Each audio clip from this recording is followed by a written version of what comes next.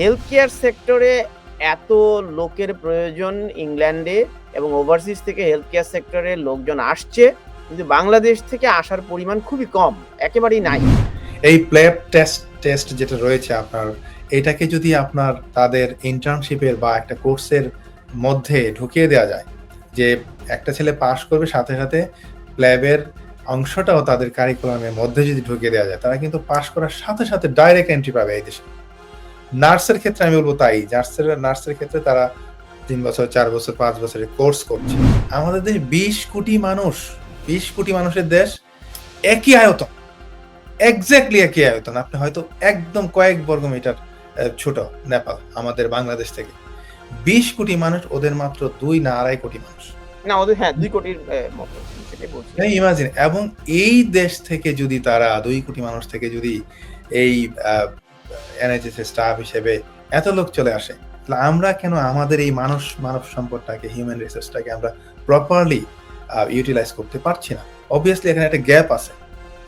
এই গ্যাপটা গভর্নমেন্টের আপনার যদি সঠিকভাবে এই রেমিটেন্সটা আসলে আর্ন করতে চায়, বাংলাদেশ যদি এটাকে উন্নত করতে চায়, অবভিয়াসলি এই গ্যাপটা ফিল আপ করতে হবে। Stonebridge Legal Solutions Limited, your trusted immigration partner. NHS staff from overseas statistics বলছে, জি, আপনি দেখুন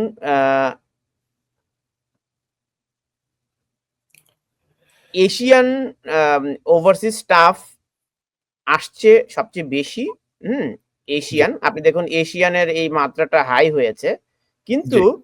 কান্ট্রি ওয়াইজ ডাটা গিয়ে আপনি দেখবেন যেখানে ইন্ডিয়া আছে, ফিলিপিনেরা আছে, ইভেন পাকিস্তানও আছে, হ্যাঁ, আপনার শীর্ষ দেশগুলোর মধ্যে, কিন্তু এখানে বাংলাদেশের কোনো মানে ধারে কাছে নাই। তো হেলথ কেয়ার সেক্টরে এত লোকের প্রয়োজন ইংল্যান্ডে এবং ওভারসিজ থেকে হেলথ কেয়ার সেক্টরে লোকজন আসছে, কিন্তু বাংলাদেশ থেকে আসার পরিমাণ খুবই কম, একেবারেই নাই। আপনি দেখেন ডাটার মধ্যে। জি, আপনি কারেক্টলি বলেছেন। ডাটা তো অবভিয়াসলি এটা তো একটা correct reflection of the I mean genuine stuff. So এখানে এটা কিন্তু মূলত এনএইচএস স্টাফের কথা বলছে। এনএইচএস স্টাফের ক্ষেত্রে দেখা যাচ্ছে যে যারা এনএইচএস অবভিয়াসলি এখানে যারা লোকাল, যেমন ইউকে থেকে আপনার ওভার 90% হয়তো এখান থেকেই নিবে, এটাই তো স্বাভাবিক। না, এখানকার আমি যে ডাটাটা দিয়েছি এটা হচ্ছে যে ওভারসিজ ডাটা। জি, ওভারসিজ থেকে আমি দেখতে পাচ্ছি আপনি যেটা বলেছেন যে বাংলাদেশ এখানে নাই, তাই তো? জি জি। জি। তো এনএইচএস স্টাফের মধ্যে রয়েছে, দেখেন এনএইচএস এর স্টাফ এর মধ্যে রয়েছে আপনার ডক্টর, ভেরিয়াস নার্সেস রয়েছে, আপনি এখানে আপনার মিডওয়াইফ আছে, আপনার বিভিন্ন ধরনের নার্সেস রয়েছে, আপনার প্র্যাকটিস নার্স রয়েছে, তারপরে আপনার আরো আপনার এগুলো ছাড়া হসপিটাল গুলো ছাড়া এখানে আপনার বিভিন্ন সেক্টরে কিন্তু ভাগ করা এটা। তো আমাদের দেশ কেন নাই? এটাই তো আপনার প্রশ্ন। জি জি জি, আমরা কি স্কিল না? আমাদের কি ডাক্তাররা কি এখানে কোয়ালিফাই করতে পারে না? মানে ঘটনাটা কি? না, আমাদের ডাক্তাররা কিন্তু আসছে। আপনি তো জানেন যে এখানে প্ল্যাব টেস্টের একটা বিষয় রয়েছে। প্ল্যাব 1, 2 পাস করতে হয় আপনাকে ডক্টর হতে হলে। তো আমাদের দেশে কিন্তু ডক্টর এখন কিন্তু অভাব নাই। অলিতে গলিতে এখন মেডিকেল কলেজ রয়েছে। আপনি দেখবেন ঢাকায় আগে আমরা বেসরকারি, আমি যদি ২০ বছর আগের কথা বলি, কয়টা হসপিটাল ছিল বেসরকারি বা প্রাইভেট সেক্টরে। তো এখন পাবলিক সেক্টরে তো রয়েছে, প্রাইভেট সেক্টরে কিন্তু এখন শত শত মেডিকেল কলেজ। এদেরকে যদি জেনুইনলি প্রপারলি ট্রেন্ড করা যায়, এবং এমনভাবে ট্রেন্ড করতে হবে যাতে করে তারা পাস করার সাথে সাথে এই প্লেব টেস্ট যেটা রয়েছে আপনার, এটাকে যদি আপনার তাদের ইন্টার্নশিপের বা একটা কোর্সের মধ্যে ঢুকিয়ে দেওয়া যায়, যে একটা ছেলে পাস করবে সাথে সাথে প্ল্যাবের অংশটাও তাদের কারিকুলামের মধ্যে যদি ঢুকিয়ে দেওয়া যায়, তারা কিন্তু পাস করার সাথে সাথে ডাইরেক্ট এন্ট্রি পাবে এই দেশে। নার্সের ক্ষেত্রে আমি বলবো তাই, নার্সের ক্ষেত্রে তারা 3 বছর 4 বছর 5 বছরের কোর্স করছে। কোর্স করার সাথে সাথে আমরা কেন এই কাজটা করি না, যে এমনভাবে তাদেরকে তৈরি করতে হবে, তারা কোর্স করার সাথে সাথে ডিরেক্ট এন্ট্রিটা পাবে ইউকেতে। ইউকেতে আমি শুধু ইউকের কথা বলছি না, আপনার ওয়ার্ল্ডের যে ভালো ভালো মানে উন্নত দেশগুলো রয়েছে, তাদের কিন্তু নার্সের প্রয়োজন, তাদের ডক্টরের প্রয়োজন।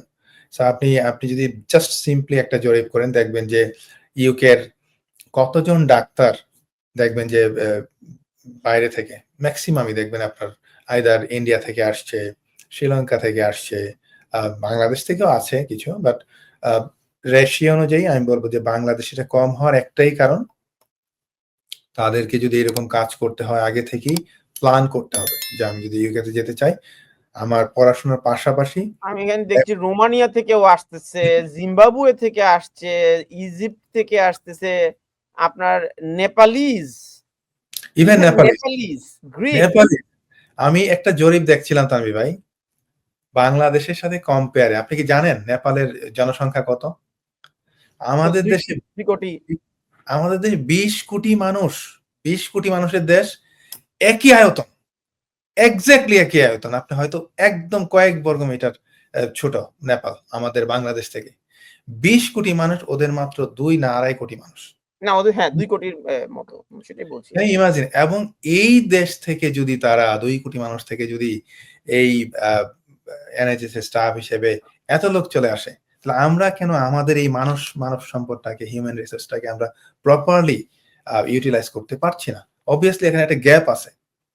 এই গ্যাপটা গভর্নমেন্টের আপনার যদি সঠিকভাবে এই রেমিটেন্সটা আসলে আর্ন করতে চায়, বাংলাদেশ যদি এটাকে উন্নত করতে চায়, অবভিয়াসলি এই গ্যাপটা ফিল আপ করতে হবে। এটা আমাদের যে মন্ত্রণালয় রয়েছে, নির্দিষ্ট আপনার রেলেভেন্ট মিনিস্ট্রি রয়েছে, তারা বসে এটাকে সর্ট আউট করতে হবে। তারা বসে এখানে গ্যাপটা ফিল আপ করার জন্য কিভাবে তাদেরকে প্রবাসে পাঠানো যায়, কিভাবে প্রবাসী আয় বাড়ানো যায়, সেটাতে কিন্তু তারা মানে যে সমস্ত মানে সেক্টর গুলোতে মানে কর্মীর প্রয়োজন শর্টেস্ট অকুপেশন লিস্টে আছে, সেই সেক্টর গুলোকে ধরে ধরে তাদেরকে প্রশিক্ষণ দিয়ে বিদেশে পাঠানোর উদ্যোগ নিতে হবে শ্রম এবং কর্মসংস্থান মন্ত্রণালয়। নিশ্চয়ই সেই বিষয়টি তারা নজরদারি করবেন।